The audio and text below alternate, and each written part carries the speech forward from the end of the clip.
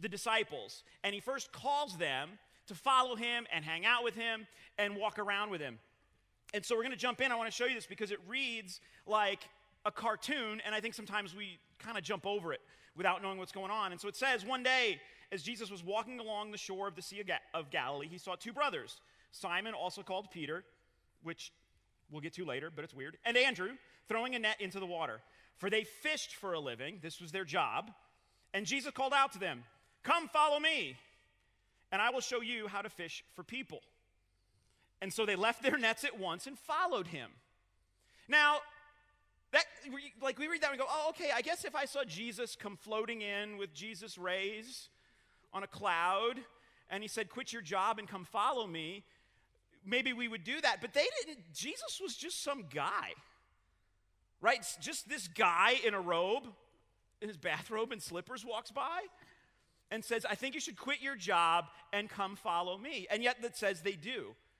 And they maybe knew who he was, and they'd maybe had some understanding that he was his teacher, but it's weird. It's this weird story. And it continues. It says a little farther up the shore, he saw two other brothers sitting in a boat. It was James and John, with their father Zebedee. It's also funny, like James and John have very normal names, and then it's Zebedee. Anyway, they were fixing their nets, and he called to them too. They immediately followed him, leaving the boat and their father behind. Right? So they're working at their job. They're fishing. Jesus walks up, says, "I think you should come follow me." And they're like, "Okay." And then they leave dad in the boat. And we go, okay, well, that's how Jesus like, does that sound weird to anyone? Like, that's not normal. And here's why it's not normal. Because it actually would have made sense. It's not normal because based on what was happening back then, those guys were fishermen because they were losers. Yeah, I mean, it's sad. They were fishermen because they had been told they weren't good enough and they weren't smart enough, and their best option would be to go fishing. You see, first of all, back around when Jesus was born, you had to be lucky enough to be a guy if you wanted to get into spiritual school or rabbinical school. And the goal of rabbinical school was that someday you would be a rabbi, a religious leader, a teacher. And they were the most respected, loved, and looked upon leaders in the community. Everybody started out, when you had children, your hope was that if it was a boy, they would be a rabbi. That was everybody's dream. And it was actually pretty incredible because every little boy got a chance to start out in rabbi school. They all got entered in to spiritual school. And they called this the first element Bet Sefer. Bet Sefer, which meant house of book. This is nuts because I think about my 6-year-old, right, who can't use a fork with broccoli, right? And you would get into Bet Sefer, and the goal of Bet Sefer was that you would memorize the Torah, the first 5 books of the Bible. Genesis, Exodus, Leviticus, Numbers, and Deuteronomy. Starting at age 5, right? We're good with John 3:16 as long as we don't have to change from NIV, okay? And every boy got put in this program. And at the end of the program, they were hoping that by age 10, this was accomplished. 10, all 5 books of the Bible. That was the expectation. So then the best and the brightest moved on to Bet Talmud. And in Bet Talmud, all they had to do was memorize the rest of the Old Testament. All of the other 34 books. Yeah, that's it. That was all you had to do, right? And so by the time they were some of your age, actually probably younger, most around 14 or 15, it was expected you would finish that and have the entire, to them it was the entire scriptures memorized. And so you can imagine how hard it was to get to that point. Right? I mean, that would be pretty incredible. Well, it didn't get easier because at about 14 or 15, the next school of learning was called Bet Midrash. And this was where you would take what you memorized and you would apply it. And the way it worked was that if you got into this, you're now close and you were hoping to be a rabbi. And everyone who'd been a rabbi had been through that school. And so the way it worked is you would walk up to a rabbi, you would find a rabbi, and you would say, I want to be your disciple. I want to learn from you. And that would take like 15 years, so you wouldn't be done until you were 30 then. And they use this expression how they would have the dust of the rabbi, because what you did for the next 15 years was follow the spiritual leader around so that someday you might be just like them. You were their follower. You were their disciple.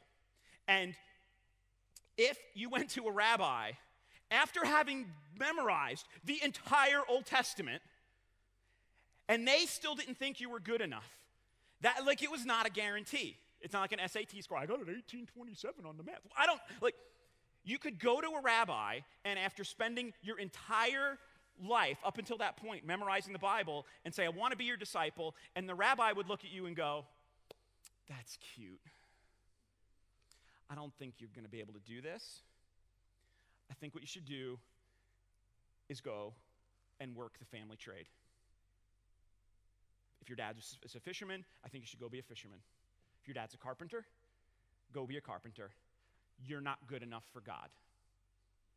And that was it. That was it.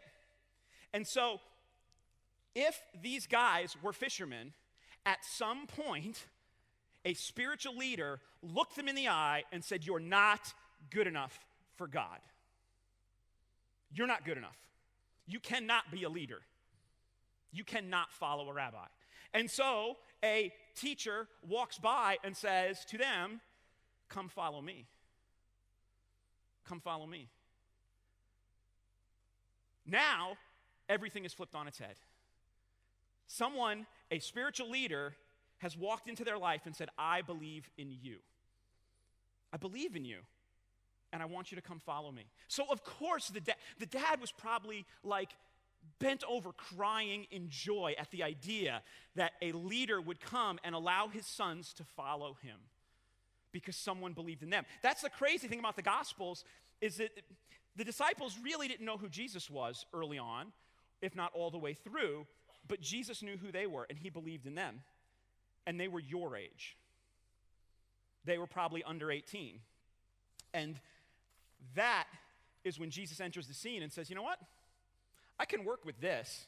I can work with the leftovers, the losers, the goofballs, right? That's who Jesus went after. He didn't look at the big spiritual schools. He looked for the fishermen. And here's the truth. Here's the truth. When Jesus says, I can work with that, they were a hot mess, right? If you read through the Gospels, the disciples were a disaster. They literally, in front of Jesus, you think about it, they argued over which of them was more important and better at being spiritual, right? And they got their mom involved in one of the arguments. Mom, tell Jesus that I want to be at his right hand in heaven. There's a reason they got flunked out of spiritual school, honestly, right? And Jesus was like, yeah, I can work with that. I can work with that. I can work with reckless, foolish, ridiculous high school students. That's who he called, and that's who he sent out. Even at one point, he says he's going to send them out in pairs. And I know we just kind of went on a retreat, and you wrestled with your doubts. They were following Jesus and learning. They had no idea what was really going on. They had their doubts. But Jesus gathered them and said, I'm going to send you off in pairs. He was nice, send you off in pairs. And you're going to go do ministry, and you're going to cast out demons. And it's going to be amazing. You're going to heal people. And they're like, okay, that sounds all right. We might be able to do that. And he's like, you'll probably get whipped and beaten. You might get thrown in jail, maybe even killed. Have a day. And they're like, really? Really? And Jesus is like, yep, off with you. And they come back, and there's an incredible story of their celebration. They're like, we couldn't believe it. The demons ran away. We were healed. It was amazing. We saw miracles. They couldn't believe it. Jesus believed in them before they believed in Jesus. Well before they believed in Jesus. He looked at them, and he said, I can work with that. Because Jesus really was not into the social order. He did not like the idea that there was this big spiritual system that pushed people aside, that added rules and layers so that you could get close to God. They kind of ruined everything about relationship, and Jesus kind of snubbed his nose at it, right? He would get in trouble because he would heal on the Sabbath. He broke like tons of rules.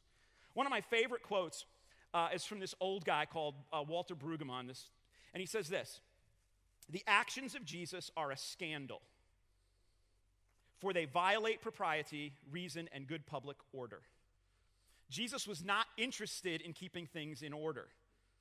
What Jesus was interested was bringing hope to the world. Now, sorry, I went ahead. We're going back to it. Right? We believe at Grace Church that the local church is the hope of the world.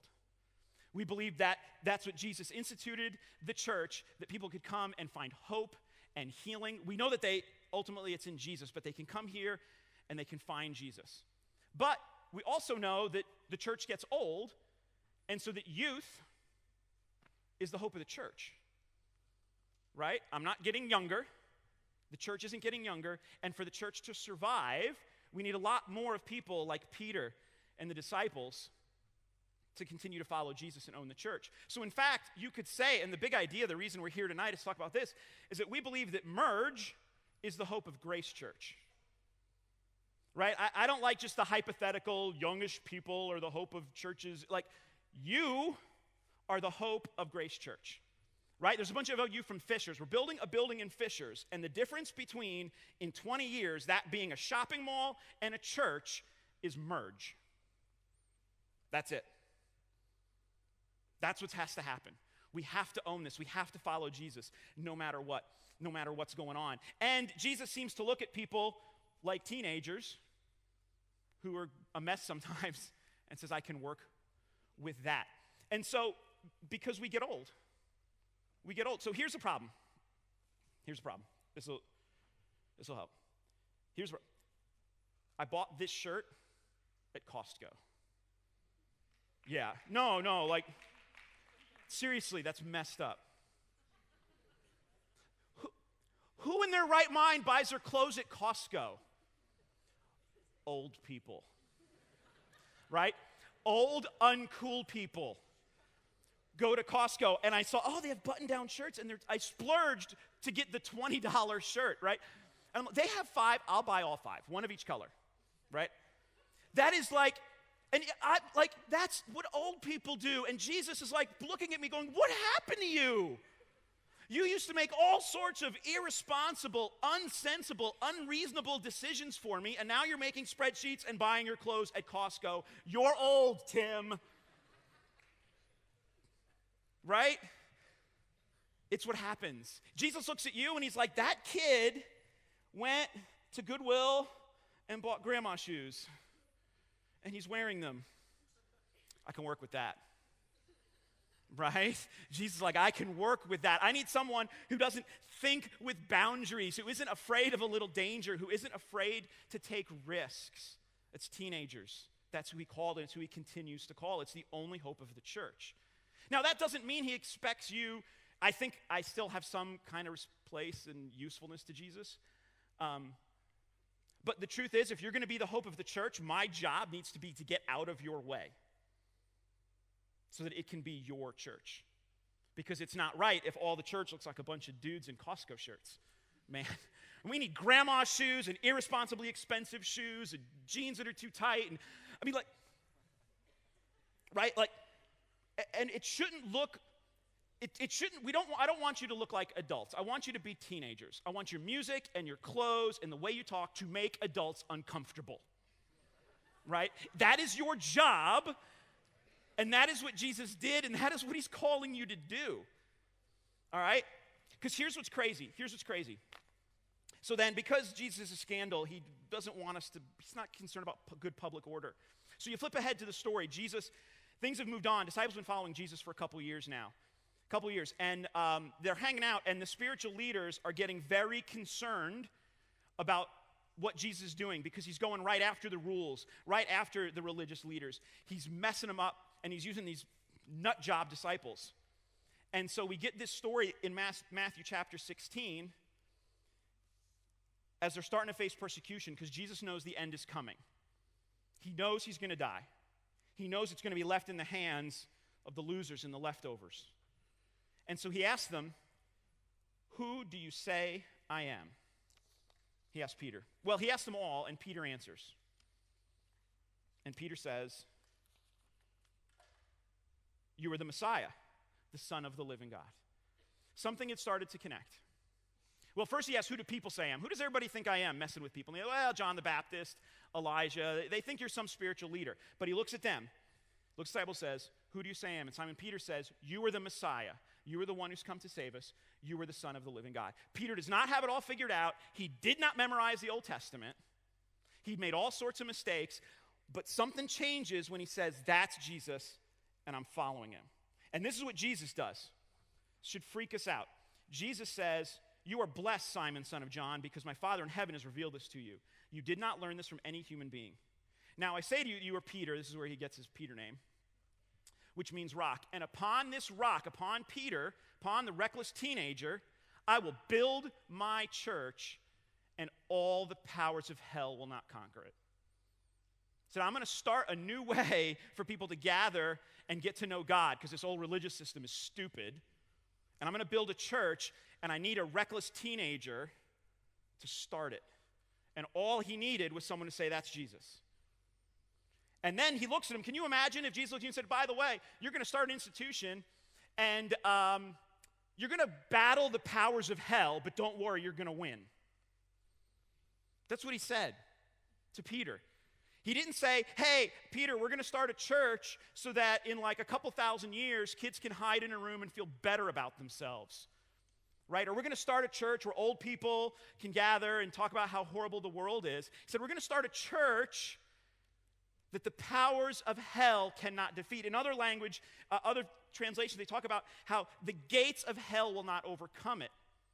But gates don't attack. What he's saying is the church is going to spearhead the very attack on hell to bring hope and light to the world. Because they looked around and they saw a broken world, and you know this to be true. You know someone who has got 1 foot on earth and 1 foot in hell. You know the person who's tried to commit suicide. You know the person who's at least talked about it. You know the friend who has no hope. You know the person that thinks there is no answer and there is no solution. They are standing with 1 foot in the world and 1 foot on death's door. And Jesus looks at Peter and says, there's going to be a lot of people that need the church to drag them out of hell and bring them into light. And he starts with the spiritual school dropouts. He starts with us. He starts with you. And here's what's crazy. Here's what's crazy. Right after that conversation, Peter said something really stupid. And Jesus like, oh, come on, really? And he called him Satan. He went from like, Peter, you're the man, we're going to start the church, except now you're acting like Satan, so stop it. Right? Like, it was not this like, he wasn't looking for Peter to be ready to buy his clothes from Costco. He was looking for Peter to see himself as the church. And so here's the deal. Merge is the Hope of Grace Church. And we know, look, we know we're making some changes that scare you. But the problem is the church isn't right if you're not a part of it. The church is not right if you're not a part of it. The healthiest ministries at Grace have irresponsible, reckless, joyful, amazing teenagers serving in that ministry. Jesus did not say, I'm going to start a church, and I'm going to find some old people and some sort of old people, and then when you're an old people, then maybe we'll go see about this whole saving people's lives deal. Jesus said, I'm going to start a church, and we're going to save people's lives, and I'm starting with you. And it's not going to look right if it's all just a bunch of adults standing around. And we have to see ourselves as that. You have to own this church at the very core of who you are. Because Jesus said he started every church and this church so that hell could not overcome people's lives. He said somebody's going to have to go storm the gates of hell, and I think you're the best ones for the job. And that's us. And the band's going to come on up. In a second, we're going to sing. And I'm going to ask you to do two things before we do. We're going to do two things. We're going to pray because I think it's the right response. We'll get this thing out of the way because you guys like to mob the stage in a minute. But here's the truth. If ever anybody at this church has treated you like the disciples before Jesus came, right? And again, I'm not talking hypothetical. If you think about how churches sometimes don't treat, if anyone at Grace Church has ever in any way treated you like you don't belong, like you're not good enough, right? If anyone has ever made you feel like a loser or a leftover, I'm sorry. I'm really sorry. And as one of the pastors, I want to apologize if that's ever happened, because it's not our view of the church and it's not our view of you. And so what I want us to do first is to pray. And if ever anyone in this place has made you feel like a less than, I'm just going to ask you to forgive us. So let's take a second to pray, and then I'm going to lead us through another thing. God, we all know what it's like sometimes when someone doesn't believe in us. And if this church has ever not believed in these students, God, I'm sorry. And if that's causing a disconnect or a distrust, God, I pray for a spirit of forgiveness, that they would forgive us, that they would own their place as the church, that they would follow in the footsteps of your disciples.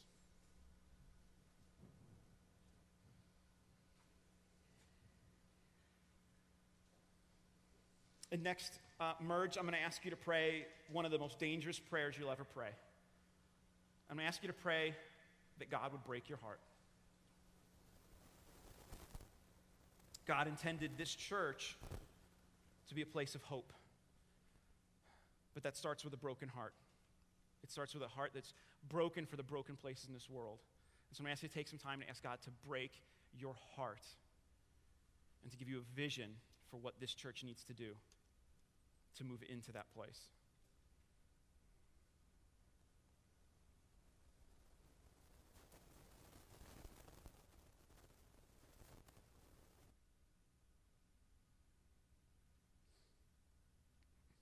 And so, God, now I thank you. God, I thank you for these students. I thank you for this ministry. I thank you for this church. God, and I pray that you would constantly meet us as we follow you. God, I pray that the dust of Jesus would be on these students' lives. I pray that they would be gate stormers for your kingdom. God, I pray that in the midst of doubts, they would just follow recklessly, passionately, God, that they would follow you, that they would come to know Jesus in deeper and deeper ways as they do. And most of all, God, I pray that you would continue to revitalize your church. You would continue to grow your church. You would continue this movement of your kingdom that brings hope and light to the world. And it's in his name we pray. Amen.